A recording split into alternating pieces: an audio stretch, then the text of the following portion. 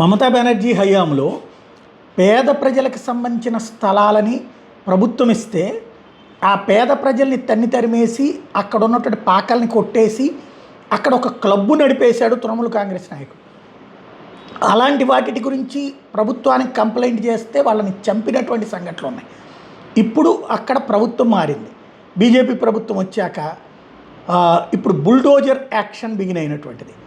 ఏదైతే బెల్ఘాట ప్రాంతంలో అక్రమంగా నిర్మించిన క్లబ్బులో ఆ చుట్టుపక్కల మహిళలందరికీ పెద్ద తలనొప్పి. రోజు మద్యం దాగి చుట్టుపక్కల ఇళ్ల మీదకి వెళ్ళటం, రోడ్డు మీద మహిళల మీదకి వెళ్ళటం, ఇదంతా వాళ్ళందరి కంప్లైంట్ నేపథ్యంలో దాన్ని ఆ క్లబ్బుని కూల్చి పడేశారు. దాంతో చూడండి పబ్లిక్కే సెలబ్రేషన్, చప్పట్లు కొట్టి ఎంకరేజ్ చేస్తున్నారు బిల్డింగులు కూలుస్తున్నప్పుడు.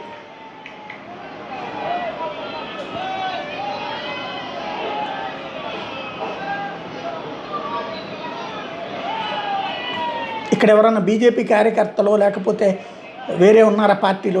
ఎవరూ లేరు. జనానికే అరాచకాల మీద విరక్తి చెందినటువంటి జనాలు చివరికి వాళ్ళే జై శ్రీరామ్ అని నినాదాలు చేస్తున్నారు పబ్లిక్కే. అక్కడ